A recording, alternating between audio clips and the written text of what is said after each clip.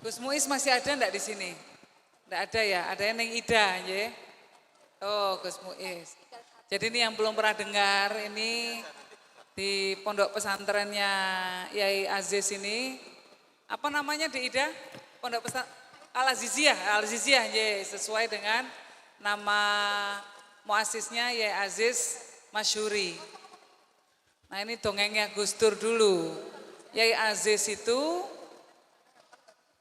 punya istri namanya Bu Ani ya, Nik Nur Azizah binti Aziz Bisri, binti Kiai Haji Aziz Bisri. Gitu ya. Jadi Yai Aziz punya istri namanya Bu Nur Azizah binti Yai Aziz bin Aziz Bisri. Gitu ya. Nah, Gus Dur guyon ini karena dekat sekali sama Gus Dur. Saya ini kalau kesini rasanya kayak pulang ke rumah. Karena dari kecil ini sama Bu Nyai Bariroh ini teman saya main waktu TK dulu. Main boneka di Denanyar dulu. Ini tonggoan sama Bu Nyai Roh, sekarang sudah punya putu, baru punya putu. Tapi tetap cantik walaupun sudah nenek-nenek. Nah, jadi dulu Gus Dur itu suka guyon. Waktu Yai Aziz Masyuri mau nikah sama Bu Nik, ya kita manggilnya Bu Nik gitu ya. Lalu beliau mau datang ke acara pernikahan, naik becak. Jadi ini Yai Aziz ditemani oleh calon mertuanya, Yai Aziz juga namanya. Yang satu Aziz Masyuri, mertuanya Aziz Bisri. Lah, jadi dua mau ke tempat pernikahan, naik becak sama Gus Dur dibengoi. Tukang becak yo Aziz katanya. Itu guyonnya gitu ya, yang khas sekali dari sini. Itu salah satu guyonnya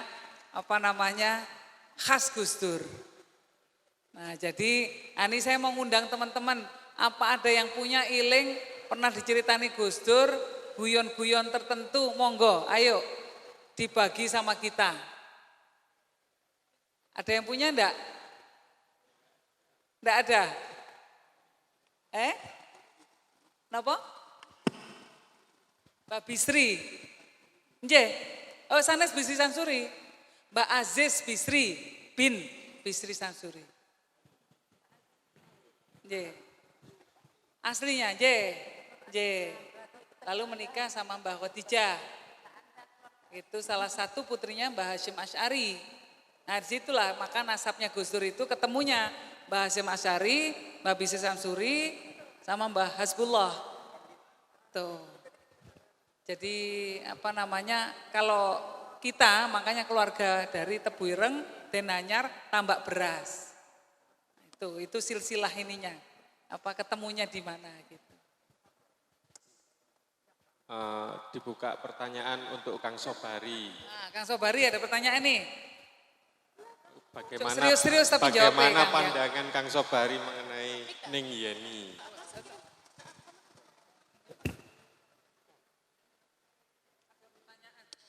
Terserah mau dongeng apa aja Monggo Kang Sobari. Mau cerita apa?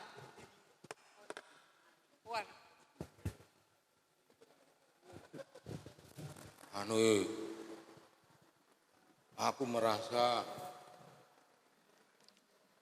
sudah paripurna. Pikiranku sudah tak tutup. Limbuka angel.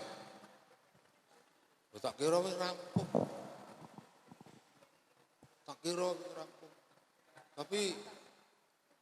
Tapi beginilah. Saya itu orang yang berbahagia. Karena di keluarga Gus Dur itu saya itu istimewa. Iya betul. Di keluarga Gus Dur. Neng Lisa itu nyeluk saya Lek. Lek itu banyak, itu gelap-gelap loh itu. Suasana gelap itu ada yang manggil Lek gitu. Loh, saya enggak nengok. Lek Bantul kuwi lho. Nah, baru saya nengok. Oh, ngene deket iki. Ning yeni. Ini Om. Om. Nggak ada, Kang itu ketuaan, kemudaan mereka. Kemudaan, ini Om. Gus Faris, niku Om. Ning kalau mongso Yai. Kalau mongso Romo Pastur. Wah, ini ampun niku. Iya, ya senang saya. Itu penerimaan keluarga kepada saya. Dan hal seperti ini penting. Saya tidak mempunyai kemewahan seperti itu di keluarga lain, kecuali di keluarga Kiai Mus. Nah, Kiai Mus agak jarang-jarang ketemu, tapi Kiai Mus juga begitu menganggap saya itu. Kiai Holil begitu juga. Jadi saya dekat, belu-belu semuanya. Nah, kedekatan ini membuat hati saya tawaduk sekali kepada keluarga Nahdliyin. Tadi saya sudah mendengarkan pemikiran pemimpin. Saya mau menambahkanlah itu. Pemimpin itu intisarinya orang yang menyerahkan dirinya, yang mengontrakkan jiwa raganya bagi mereka yang dipimpin. Kalau belum total penyerahan diri pada mereka yang dipimpin, itu pemimpin masih mangro tinggal. Maju, mundur. Tapi kalau kesadarannya tak serahkan jiwa ragaku untuk perjuangan kemanusiaan. Perjuangan kemanusiaan itu artinya seseorang yang selalu sibuk berpikir tentang problem-problem kemanusiaan, bukan hanya di satu tingkat negara, tapi problem kemanusiaan tingkat dunia. Gus Dur seperti itu. Yang saya ingat tidak boleh lupa, ada suatu seminar di Eropa, gampangnya di Eropa, membahas persoalan-persoalan ruwet dalam pembangunan. Nah, kalau kita bicara pembangunan itu, marilah otomatis kita masukkan di dalamnya ruwetnya membangun kemanusiaan, membangun manusia dan kemanusiaan supaya manusia menjadi manusia yang sebenarnya. Para filsuf berdatangan. Pertanyaannya, pembangunan mentok, menemui jalan buntu. Wah, semua setuju itu. Bahwa pembangunan sekarang ini, misalnya mereka berteriak tentang pemikiran Karl Marx, yang sudah lama memikirkan supaya dunia ini adil, jangan ada kelas-kelas seperti terjadi pada zamannya. Meriah, disambut seluruh dunia, tapi dunia tetap dengan kelas-kelas. Kaya, miskin, berkuasa dan tidak berkuasa tetap ada. Jadi ada persoalan besar dalam kehidupan ini. Persoalan besar. Saya sekarang ini umur 70, ini sekarang saya itu entah bagaimana, saya terlibat atau membuat diri saya sendiri terlibat berpikir tentang problem-problem kemanusiaan dunia. Di UI belum lama ini, karena baru kemarin, hari Minggu, ini hari Senin tuh ya, hari Minggu saya pidato di tengah para profesor UI yang memperingati hari Sumpah Pemuda dan membacakan puisi. Profesor pada membaca puisi. Ya saya ceritakanlah, ada problem kemanusiaan yang tidak pernah bisa diselesaikan. Belum pernah diselesaikan sampai pada saat ini. Pemikir besar menemukan jalan keluar. Jalan keluar itu berbicara tentang membangun manusia merdeka. Tapi tidak merdeka-merdeka. Membangun manusia dengan menumbuhkan keadilan. Pikiran mengenai keadilan ini luar biasa dahsyat. Tapi keadilan tertiup angin. Dan tidak adil lagi, tetap tidak adil seperti dulu. Terus menerus. Lah, saya pertama-tama itu membaca pidato penerimaan hadiah Nobel seorang penyair namanya Octavio Paz. Beliau pidato, pikirannya berhenti pada jawaban, kenapa hidup yang makmur itu kok tidak merata? Ya bagi beliau tidak merata itu karena ilmu pengetahuan dan teknologi memang tidak punya hati. Yang punya hati itu manusia, maka manusialah. Tapi bagaimana dari dulu enggak ada perubahan? Lalu saya mikirkan, saya kira yang bisa menjawab persoalan itu saya angkat sebagai nabi kecil. Bukan nabi dalam pemikirannya, dalam pemikiran keagamaan. Itu saya sebut nabi kecil gitu sajalah. Lah nabi kecil itu apa? Bukan siapa, jawabannya itu apa? Yaitu lirik dunia sastra. Lirik dunia sastra itu nabi kecil. Karena mereka bisa menawarkan pilihan-pilihan. Pilihannya itu terbentang minal masyriqi wal maghribi. Supaya kita semuanya pening, dibentang dari barat, dari timur ke barat, dibentang dari utara ke selatan, banyak sekali pilihannya. Pilihan, tapi mungkin saya tidak akan membahas ini terlalu serius, kan kita rada geguyon tuh tadi itu baiknya itu. Jadi enggak ingin membahas ini, tapi intisarinya barang siapa dekat dunia sastra, lembutlah jiwanya.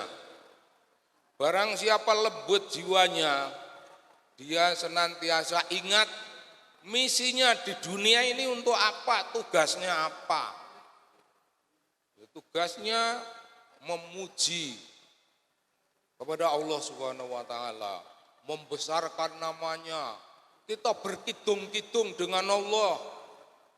Berkidung-kidung itu ya kita dikir-dikir itu, kita berkidung, kita membuka jiwa kita dan menerima cahaya dari Allah dan sejenisnya itu, membuka perspektif hidup kita. Bahwa ada yang harus kita kerjakan, yang harus kita kerjakan itu tidak harus selesai. Kalau selesai, alhamdulillah. Kalau tidak apa-apa. Tapi siapakah pemimpin yang selesai menjalankan misi duniawinya? Banyak rata-rata tidak selesai, dan tidak selesai itu tidak apa-apa. Supaya yang tidak selesai itu diteruskan oleh generasi muda yang lahir kemudian. Gus Dur sendiri sudah membukakan wawasan bangsa Indonesia ini dengan suatu kanvas besar. dan lukisan-lukisan kemanusiaan. Kanvas besar menata militerisme. Jangan ada isme di dalamnya itu. Militer adalah militer. Bagi Gus Dur macam itu. Keadilan dan demokrasi di situ tempatnya. Kita pikirkan dalam suatu kanvas besar perjuangan. Tapi Gus Dur belum selesai, sudah dipanggil oleh Allah. Ya itu penting. Kalau selesai ning ini pekerjaannya apa? Kalau Gus Dur selesai, kami garek dolan-dolan toh. Ngomong sak urip kok dolan. Ya urip iki nyambut gawe.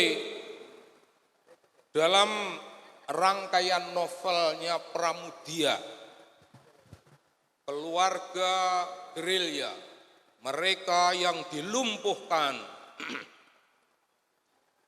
bumi manusia, anak semua bangsa.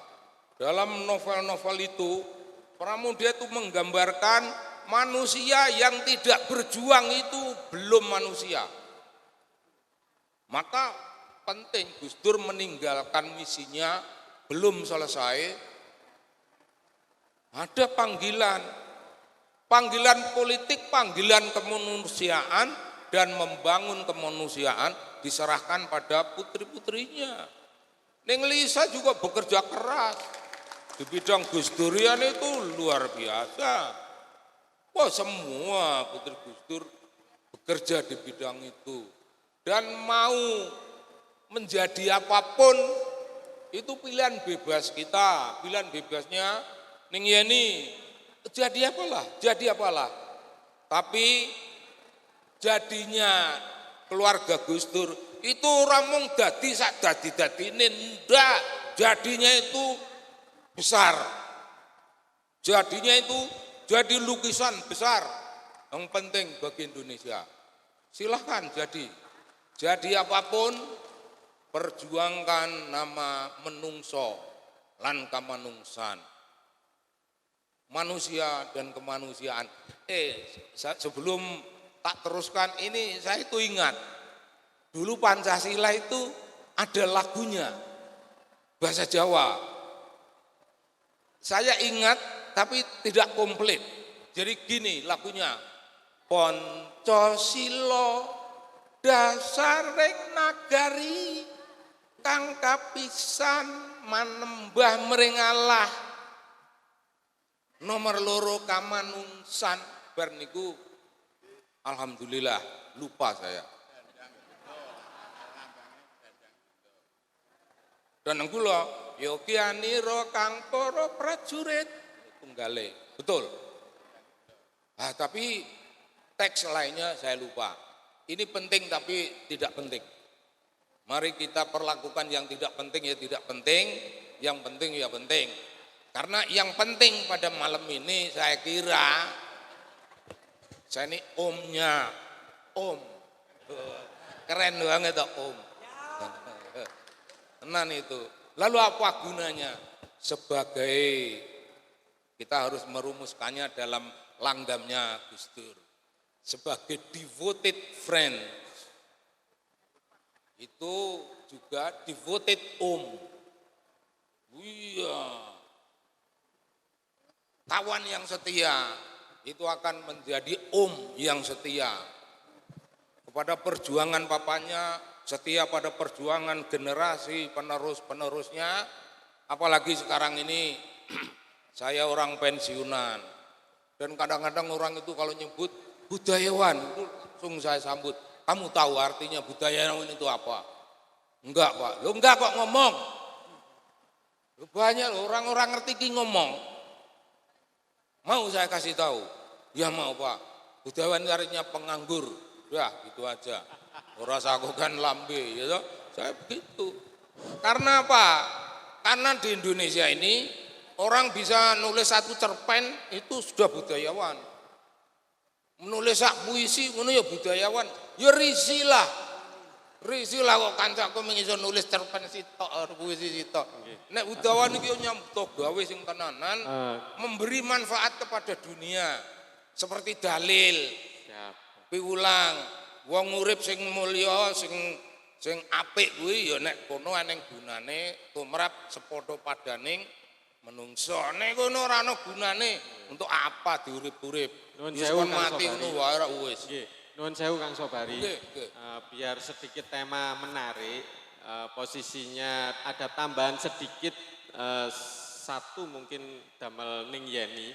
Ada beberapa tantangan zaman Ning, tantangan zaman dari era yang lalu, era yang sekarang, dan era yang akan datang dengan tantangan yang berbeda-beda.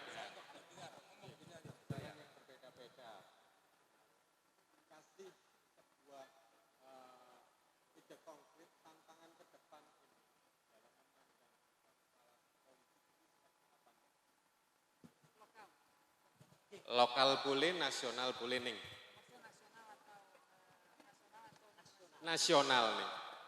Ya, sebetulnya saya tuh mau kenalan dulu Mas.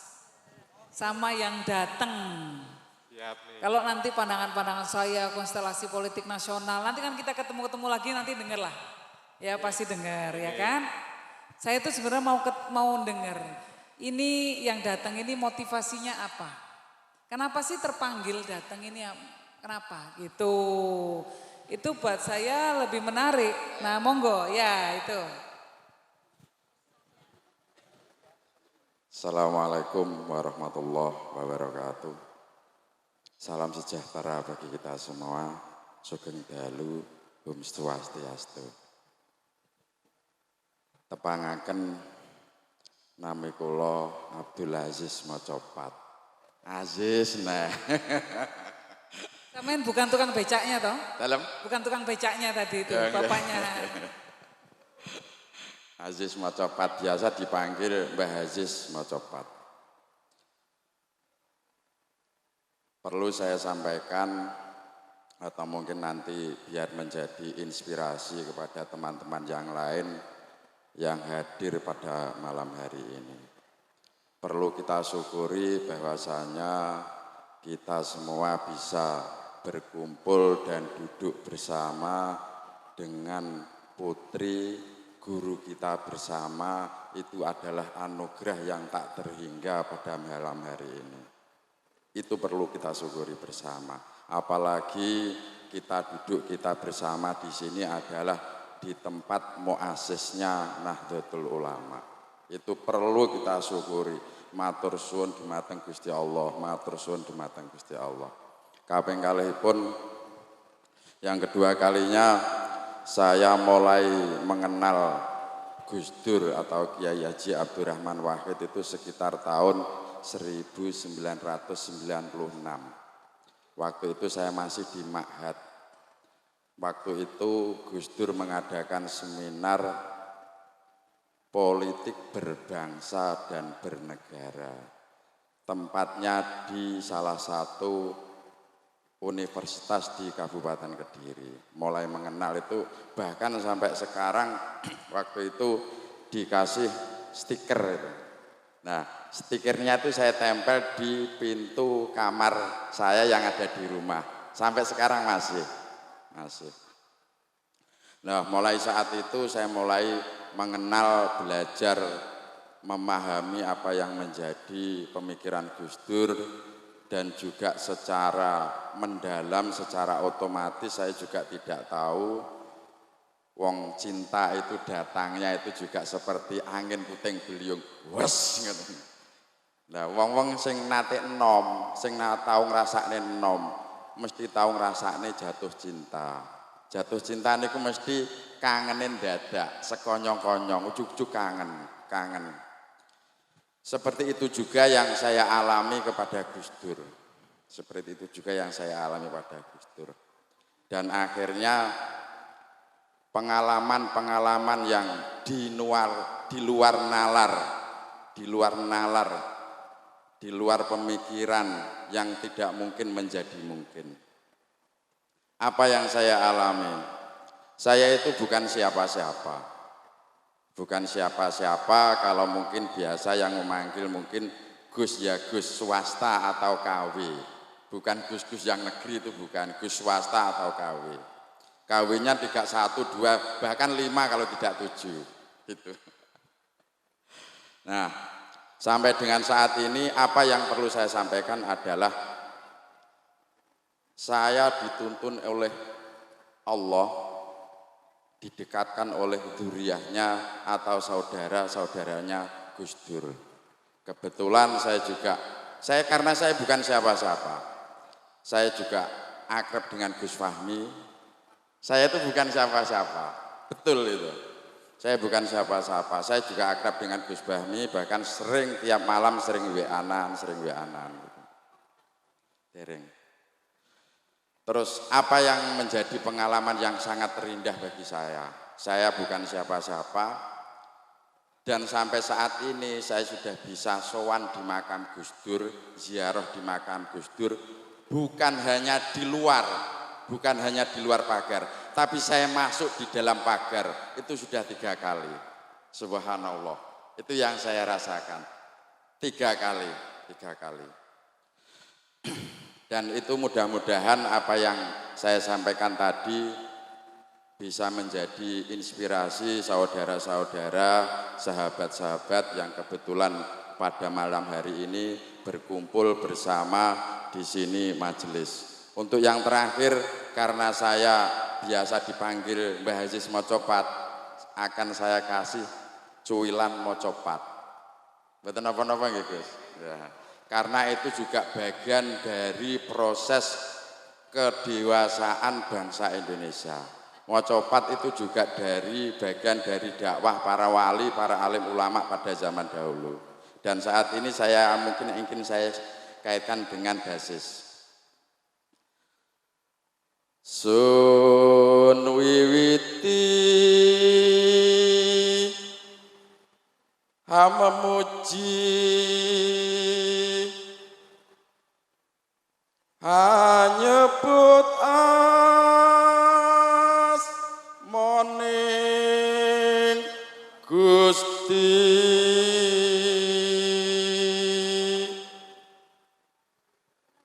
wit iku yekti jatine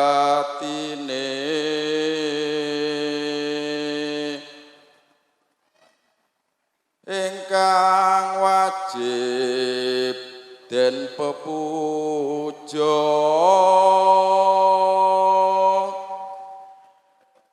lir luhure asmanipun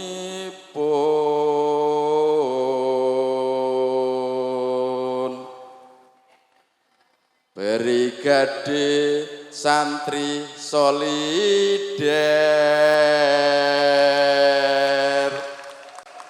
Rahayu selawase.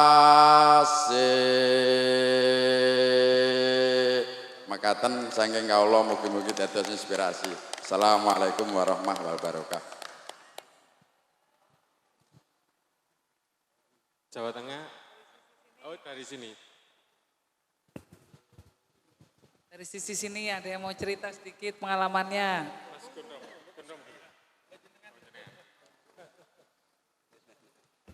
Mau ngalahi tadi mau copotnya ya oleh Mas.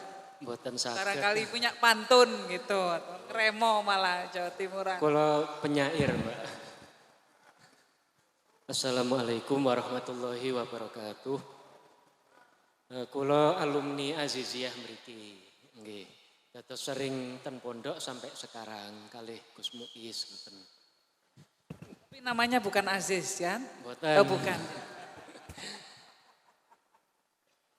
Nggih, intine nggih niki kan santri solider. Intinya itu bagi saya menyambung hati karena kita semuanya pecinta Gus Dur dari motivasi yang berbeda-beda. Malah bagi kula nggih, saya bukan hanya pecinta tapi juga pengagum ya. Nah, ini salah satunya saya wujudkan dalam amalan keseharian saya itu saya tiap hari berfatihah kepada beliau gitu ya. Nah, tadi intinya disebutkan oleh Mbak Yeni ketika mengutip Imam Al-Ghazali, hidup itu hakikatnya adalah mahabbah dan ibadah. Nah, saya kalau mengingat jargon Bapak Jokowi itu kan kerja gitu ya. seakan-akan konotasinya keduniawian, materi gitu ya. Ini karena kita adalah menumbuhkan spiritualitas Gus Dur itu bagaimana usul saya kalau kita mempunyai jargon ibadah. Ya demikian apa yang bisa saya sampaikan. Semoga suatu saat saya bisa mengisahkan yang lain Mbak Yeni ya. Ya untuk pembukaannya kakek saya itu di Megaluh Turi Pinggir aslinya. Ketika zaman pendudukan Jepang itu Mbah Yai Wahid Hasim dikejar-kejar pernah disembunyikan di kakek saya selama 5 bulan gitu. Dahulu kakek saya pernah diwawancarai oleh Gus Dur. Nggih, alhamdulillahirabbil alamin. Nggih, sampun. Assalamualaikum warahmatullahi wabarakatuh. Jangan ibadah-ibadah terus Mas, kok bedone karo masjid apa kok gini. Karo takmir masjid merasa terancam nanti, wah disaingi kan. Jadi harus ada kerjanya, ibadahnya juga masuk jadi kerja dan ibadah. Nah ya, nah saya dalam bayangan saya, basis ini tidak bisa hanya sekedar gerakan-gerakan yang cuma yang kumpul-kumpul. Ya.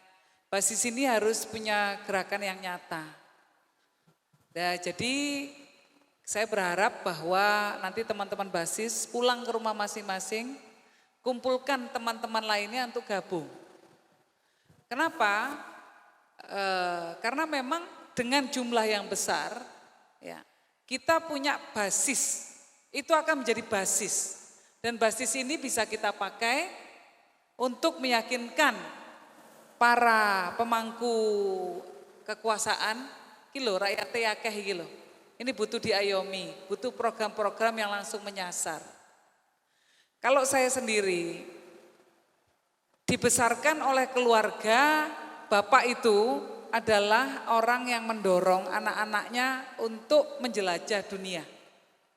Semua anaknya Gus Dur ini ya alhamdulillah sudah menjelajah dunia. Adik saya sekarang ini sedang menyelesaikan gelar doktornya di Australia. Adik saya sebelumnya kuliah di Jerman. Gus Dur sendiri dulu kuliah di Irak dan di Baghdad. Di Mesir dan di Baghdad, di Irak. Saya pernah juga kuliah di Amerika. Nah, buat saya teman-teman basis juga harus punya wawasannya, wawasan global, wawasan internasional.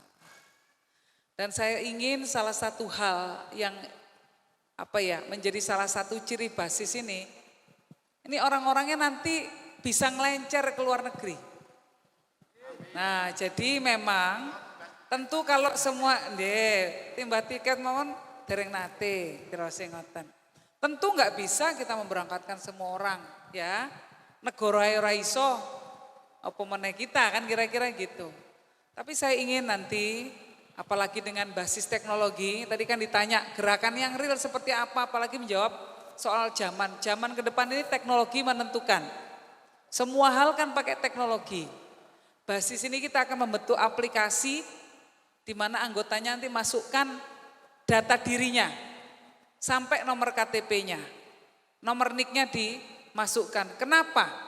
Kenapa harus ada KTP dan NIK-nya? Karena nanti akan diundi melalui komputer. Diundi melalui komputer, tiap tahun akan diundi, yang undi komputer. Kalau saya nanti dituduh pilih kasih. Ya, nanti dulure Mbak Iro sing tak pilih. Nah, kalau komputer yang undi, maka adil. Nah, yang keluar namanya itu akan kita kirim ke luar negeri untuk halan-halan. Nah, jalan-jalan sedikit. Berapa jumlahnya? Ya sak pas duwene sangune ana piro. Kalau ada 5 ya kita kirim 5, kalau ada 9 ya kita kirim 9. Kemana nanti? Ya pasti ada jatahnya umroh. Amin, karena rata-rata Indonesia maunya umroh ya. Tapi juga jangan cuma lihat Saudi Arabia saja, karena memang Saudi sekarang berubah sekali. Ya, Saudi berubah sekali. Saya terakhir ke Saudi, saya ketemu tadi cerita dengan beberapa teman, dengan Ketua Rabithah Al-Alami Al-Islamiyah, Dr. Abdul Karim Al-Aisa. Ya, beliau ini namanya Sekjen Liga Muslim Dunia. Saya diundang khusus ketemu beliau jadi tamu resminya beliau. Nah, beliau akan datang ke Indonesia minggu depan ini untuk ikut acaranya NU R20 di Bali. Nah, dulu kan orang anggap Saudi itu waduh ketutup, orang gelem nggak mau bicara dengan siapapun. Syekh Alisa ini cerita sama saya baru bikin dialog sama pemimpin agama Kristen, katanya gitu. Saya baru ketemu dengan pemimpin agama Hindu, saya ketemu dengan pemimpin agama Buddha, pokoknya dipamerkan begitu. Saya jawab ke beliau, Alhamdulillah Syekh Isa gitu ya. Alhamdulillah, saya senang Anda sudah melakukan itu semua. Dan kebetulan kami di Indonesia sudah duluan. 20 tahun yang lalu. Nah, makanya beliau senang mau datang ke Indonesia. Artinya apa? Yang sudah dilakukan oleh Gus Dur. Gus Dur ini kan pionirnya yang pertama ngawali dialog antar agama. Dulu waktu Gus Dur pertama kali ketemu sama pemuka agama Kristen, dionek-onekno. Jerene kafir lah, jerene apa segala macam. Ternyata sekarang yang namanya Syekh Saudi saja niru yang dilakukan Gus Dur. Jadi sudah benar yang kita lakukan ini. Ya, jadi jangan pernah khawatir, pernah takut salah langkah. Ya, ketika ngikuti apa langkah-langkah Gus Dur. Ini semua trennya dunia menuju ke arah apa yang sudah diperjuangkan Gus Dur selama ini. Ya, dialog antar agama baru kemarin sekitar 2 tahun yang lalu 2019. Syekhul Akbar Al-Azhar itu membuat perjanjian dengan Paus Fransiskus, Paus yang sekarang, ini pimpinannya Gereja Katolik Roma. Bikin sebuah deklarasi, judulnya Kalimatun Sawa kalau dari kacamata Islam. Kalau bahasa Inggrisnya Common Ground. Apa titik temu? Titik temu antara para pemimpin-pemimpin agama. Iki agama Islam sama agama Kristen. Dulu zamannya perang salib, perang-perangan. Wong mati wakeh jutaan orang. Udahlah kita ndak usah konflik-konflikan. Kita cari titik temu yang kita ini sama-sama. Akidahnya dewe-dewe. Wong Kristen corone nyembah pangeran bedo, wong Islam jelas dengan cara kita yang kita yakini kebenarannya. Gak usah saling nyalahkan. Titik temunya apa dari kita supaya kita bisa hidup berdampingan. Oh ternyata ada nilai-nilai yang kita yakini bersama. Apa contohnya? Kita ini sama-sama, kalau sama tetangga ya itu tadi gak boleh musuhan, menghormati tetangga. Rasulullah SAW begitu menghormati tetangganya, dikasih makanan, dikirimi makanan sama tetangganya yang orang Yahudi, dimakan, dinikmati. Nah, jadi ini titik temunya. Yang kedua apa? Ora oleh mateni wong saenake. Islam kan juga seperti itu. Islam itu di dunia ini ada namanya Geneva Convention, Konvensi Jenewa. Konvensi Jenewa itu mengatur bagaimana tawanan perang diperlakukan. Dulu sebelum ada Konvensi Jenewa, orang kalau sudah ditawan karena perang, ya sama musuhan, Jerman lawan Inggris musuhan, tentara Jerman ditangkap sama orang Inggris, itu tentara Jermannya boleh disiksa sak karepe dhewe sampai ngaku. Warep diopo kalau Pol Pot dulu tuh ya, ada di Kamboja ya ya. Di Kamboja ada Pol Pot, itu adalah orang yang paling kejam, dianggap dalam dunia ini paling kejam kalau nyiksa tawanan perang. Kenapa? Kalau kuku dicabuti biasa. Ya, ini Pol Pot ngeri. Orang itu dikurung dalam sebuah tempat kecil, terus di sekelilingnya itu isinya bambu-bambu runcing. Tangannya kudu diangkat gini. Dan harus berdiri terus menerus. Ya kan kesel, capek. Tangannya turun kena bambu runcing. Badannya duduk dikit kena bambu runcing. Itu berhari-hari seperti itu, orang nggak tahan, akhirnya jatuh, terluka, infeksi, dibiarkan, matinya seperti itu. Itu sampai kayak gitu, kalau nggak mau ngaku. Metode kedua yang dilakukan, ini waktu zaman Jerman misalnya ya, orang itu nggak boleh tidur berhari-hari. Orang itu kalau nggak makan sebulan, nggak makan, sama ngerti rapopo, nggak mati. Nggak makan sebulan itu nggak mati loh. Nggak makan 3 bulan nggak mati. Nggak minum 3 hari, nah itu nggak minum 5 hari udah masalah. Ya, tapi kalau nggak tidur 3 hari halusinasi. Jadi tawanan ini nggak boleh tidur. Begitu mau tidur dipecut lah, digoyor lah, sehingga nyaris gila. Supaya ngaku. Nah akhirnya keluarlah yang namanya Geneva Convention, Konvensi Jenewa yang mengatakan bahwa semua tawanan perang harus diperlakukan dengan baik. Nggak boleh disiksa, kira-kira gitu kan. Itu baru kapan? Abad ke-20, 1920. Islam mendahului itu semua. Apa yang dilakukan oleh Islam? Kata Kanjeng Nabi, dia katakan bahwa wong Islam masih yo kowe perang, janganlah kalian menyakiti orang. Manusia itu perlakukan dengan baik, ndak usah menungso. Pohon saja ndak boleh ditebang. Pohon saja ndak boleh ditebang. Bayangkan ya, memanusiakan manusia, memanusiakan makhluk itu Islam seperti itu jauh mendahului zaman. Zaman dulu itu kalau perang, pasukan musuh yang akan dia lakukan dia cari dulu. Ini tempat airnya di mana ini? Lumbung air di mana? Lumbung padinya di mana? Dibakar. Jembatan dibakar. Supaya apa? Terperangkap nggak bisa keluar, mati kelaparan. Kalau perlu sumur diracun. Islam tidak bolehkan ini semua. Ayo kalau perang tenanan. Nggak kayak begini. Nah, jadi ini semua adalah hal-hal yang kita yakini, tapi ini kan orang jarang ngerti yang kayak gini nih. Harus kita keluarkan lagi. Nah jadi intinya orang-orang basis harus juga ke luar negeri. Lah ke luar negeri terus mau ngapain? Ke luar negeri cuma ngapain? Maksudnya cuma halan-halan, enggak boleh. Ke luar negeri juga harus mensyiarkan Islam Indonesia, Islam Nusantara.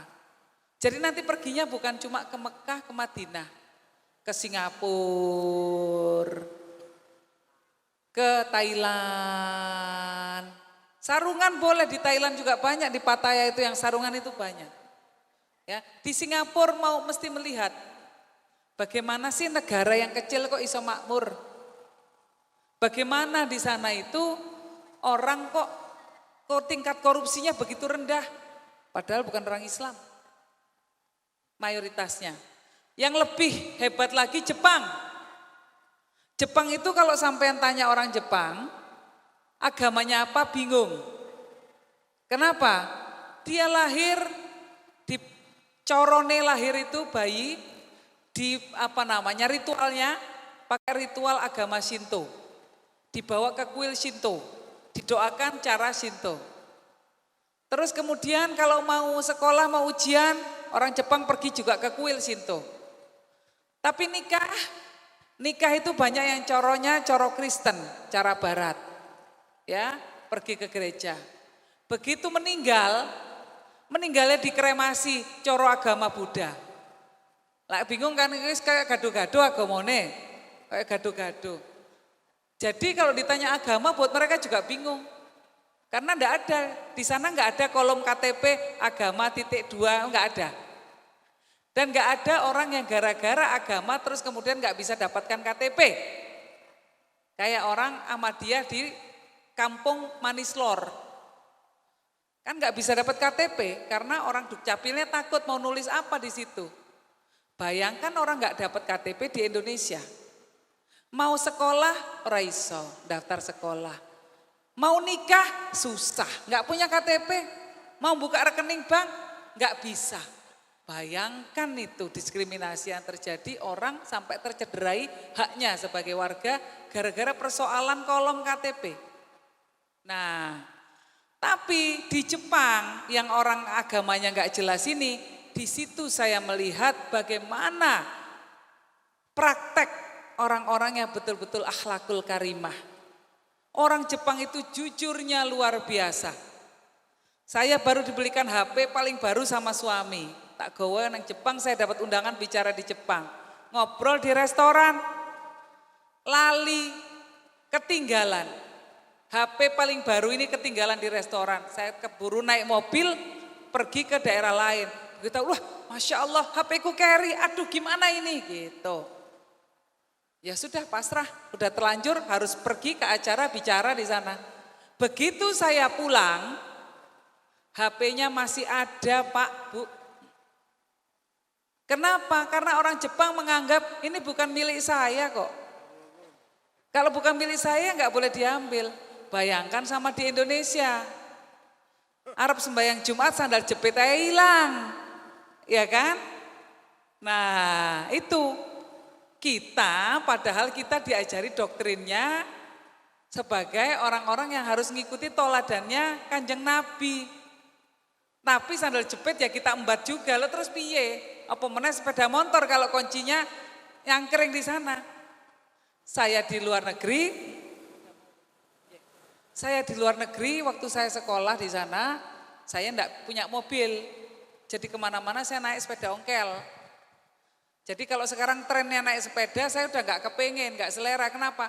Di luar negeri aku numpak sepeda terus, saya bosen. Nah, itu saya parkir aja sembarangan, ora hilang. Nah bagaimana tantangan kita sebagai muslim di Indonesia mewujudkan masyarakat yang seperti ini? Yang kalau pagar gak kita kunci, rumah kita tetap aman. Nah ini PR bersama kita, ya. Bisakah kita mengubah masyarakat secepatnya? Enggak bisa. Yang bisa kita lakukan, kita ngubah diri kita sendiri. Minimal kita lebih amanah. Akan 100% amanah? Belum tentu bisa juga, kadang ya lali. Tapi minimal pas eling, ya dicoba amanah. Gitu kira-kira. Nih Mas, saya kembalikan jenengan lagi. Mana nih, siapa tadi yang mimpin Mas?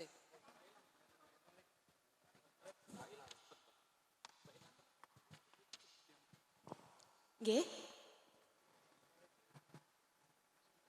Sudah pukul 00 dini hari. Untuk Gus Rihab, monggo berkumpul.